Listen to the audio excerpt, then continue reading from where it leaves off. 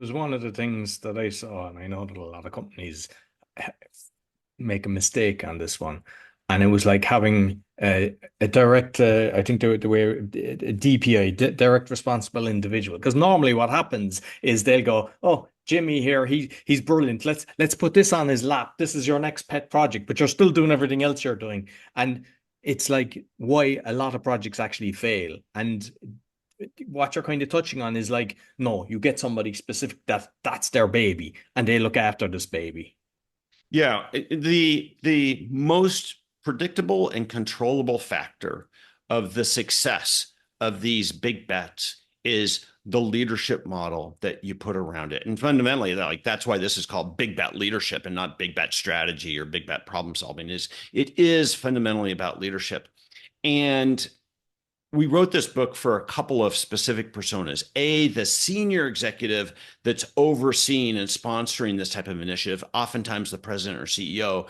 And secondly, the person who is accountable for delivering it. And as you said, oftentimes there's a couple of mistakes that get made. First of all, is they give this as a part-time project to an operator in the business. And the problem is that the current business always dominates their priority. And it also gives them a fallback like, okay, this is a high risk thing. I'm not fully going to commit to it.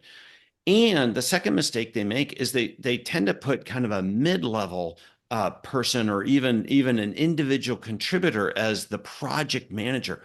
Well, this is fundamentally about a transformation. A individual contributor does not have the sway, they don't have the background, they don't have the relationships, either internally or externally or with the board to be successful. So a very important concept is at Amazon, we called it a single-threaded leader.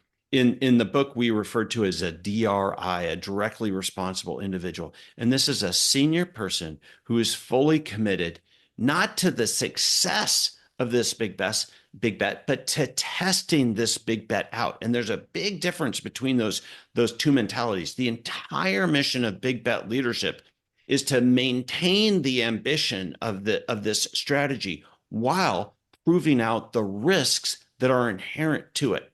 You need a dedicated leader with a small but dedicated team to do the work to prove it out. And that's the story that you're talking about, Roy.